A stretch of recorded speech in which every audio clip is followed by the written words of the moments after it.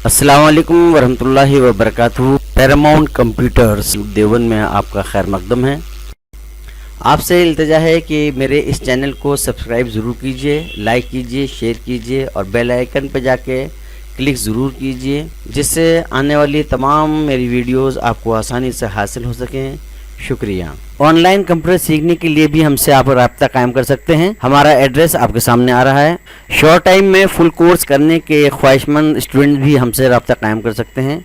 एक बार फिर हमारे चैनल पैरामाउंट कंप्यूटर्स देवबंद में आपका खैर मकदम है। शुक्रिया। सबसे पहले ट्रायल बैलेंस को समझने के बाद हम छोटे छोटे तारुफ ट्रेडिंग का, P&L का और बैलेंस शीट का पढ़ेंगे, और उसके साथ साथ हम ये भी पढ़ेंगे कि किस अकाउंट में, यानी कि ट्रेडिंग अकाउंट में कौन कौन से लेजर्स को लाया जाता है, P&L में कौन कौन से लेजर्स को लाया जाता है, बैलेंस शीट में कौन कौन से लेजर्स को लाया जाता है, और ट्रेडिंग में होने वाला नफ़ा या नुकसान ग्रॉस लॉस या ग्रॉस प्रॉफिट कहलाता है।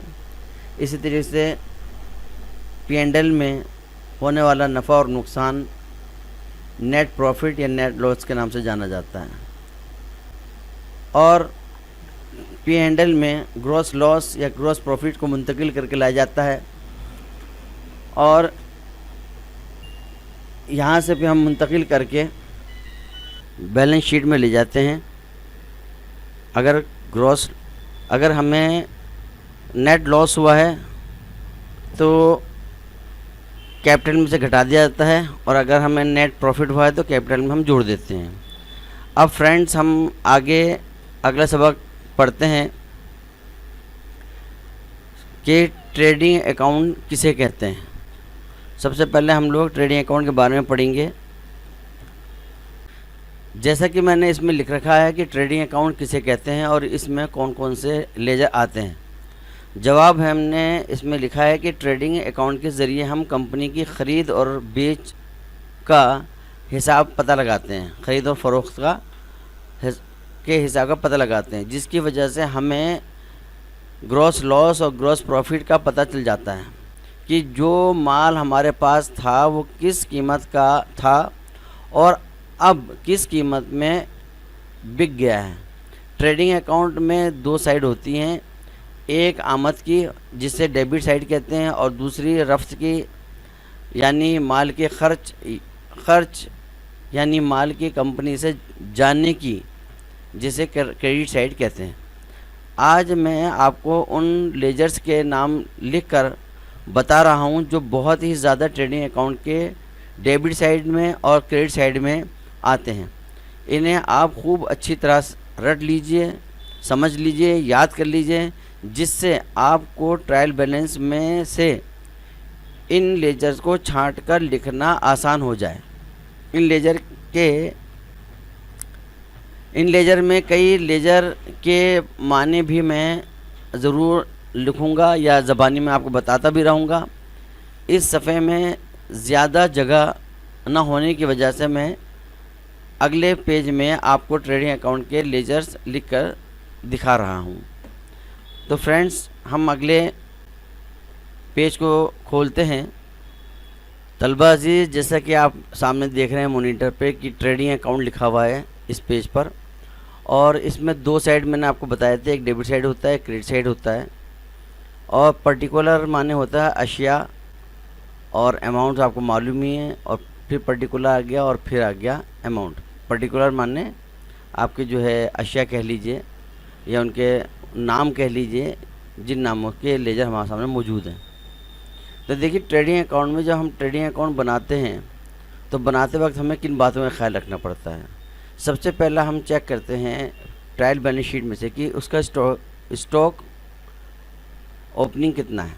ओपनिंग स्टॉक कह लीजिए चाहे स्टॉक ओपनिंग कह लीजिए, बात एक ही है। कच्चा माल का वो ज़ख़ीरा जो पिछले साल बच गया था वो इस साल में मुंतकिल होकर आया है, उसे हम ओपनिंग स्टॉक कहते हैं। कोई कंपनी अगर आज ही स्टार्ट हो रही है तो उसमें ओपनिंग स्टॉक नहीं मिलेगा, आपको सिर्फ परचेज़ मिलेगी। लेकिन ये कंपनी कई सालों से चली आ रही है या पिछले साल से चली आ रही है, तो उसका बचा हुए माल के ज़ख़ीरे को, जो कि कच्चा माल होता है, اسے ہم اوپننگ اسٹاک کہتے ہیں. جیسے کپاس ہے، آپ کپاس سے آپ نے کچھ نہیں بنایا، جیسے چمڑا ہے آپ نے ابھی تک کچھ نہیں بنایا، لکڑی آپ نے ابھی تک کچھ نہیں بنایا، تو جو یہ بچا ہوا مال ہے وہ آئندہ سال کا اوپننگ اسٹاک لائے گا. اب اگلی چیز آتی ہے کہ پھر ہم کیا چیک کرتے ہیں ٹریڈنگ اکاؤنٹ بناتے ہوئے کہ اس سال کمپنی نے کتنی پرچیز کری، اور جو پرچیز کری ہے اس میں سے کتنی پرچیز خراب نکلی جو کہ انہیں واپس کرنی پڑی. تو وہ گھٹا دیتے ہیں ہم لوگ پرچیز میں سے. 5 چیزیں ہم گھٹا رہے ہیں. ایک تو پرچیز ریٹرن گھٹا رہے ہیں، ایک ڈرا گوڈس فار پرسنل یوز، اگر مالک نے اپنے ذاتی استعمال کے لیے مال نکال لیا ہے تو وہ بھی گھٹے گا، یعنی پرچیز آپ کی گھٹ جائے گی. اور ڈرائنگ کر لی اس نے. اور گوڈس گیون ایز چیریٹی، یعنی کہ آپ نے زکوٰۃ خیرات فطرے پر صدقے پر یا دان میں آپ نے جو ہے مال دے دیا اٹھا کے، تو وہ بھی آپ کا پرچیز میں سے اگر آپ نے دیا ہے، وہ خریدا ہوا مال کو آپ نے دان میں دیا تو وہ گھٹے گی پرچیز میں سے. ڈسکاؤنٹ آن پرچیز، آپ کو جو ڈسکاؤنٹ حاصل ہوا ہے اس میں آپ کی پرچیز کی جو قیمت ہے وہ گھٹ جائے گی. اور free distribution as good sample, اس کا مطلب یہ ہوا کہ آپ نے جیسے مان لیجیے کہ آپ نے لکڑی کا کاروبار ہے آپ کا، اور آپ جو ہے فرنیچر بناتے ہیں اس سے، تو آپ اپنے ڈیلرز کو کہتے ہیں کہ میں اس لکڑی سے فلاں فرنیچر بنانے جا رہا ہوں، تو آپ مجھے آرڈر دیں. لکڑی کا آپ نے پیس چھوٹے چھوٹے ٹکڑے بنائے اور آپ نے اپنے 1000 جتنے بھی ڈیلرز ہیں ان کو ڈسٹریبیوٹ کر دیا.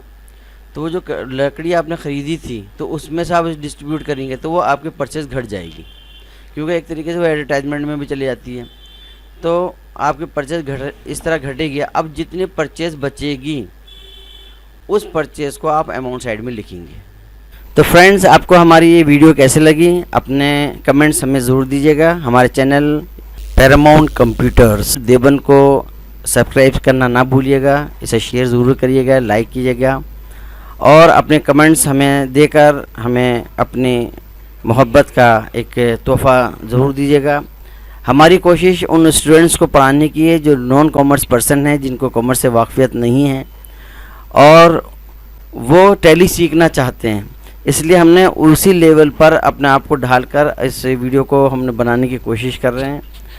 اور اس میں جو بھی آپ کو کمیاں محسوس ہو رہی ہوں گی ان کو آپ اپنے کمنٹس میں ہمیں بتا دیجیے گا، جس سے کہ ہم اپنے ان کمیوں کو ختم کر کے ان اسٹوڈنٹس کا خیال رکھیں کہ جنہیں کچھ بھی نہیں آتا ٹیلی کے نام پہ اور اکاؤنٹ کے نام پہ، اور وہ ٹیلی سیکھنے کے شوقین ہیں.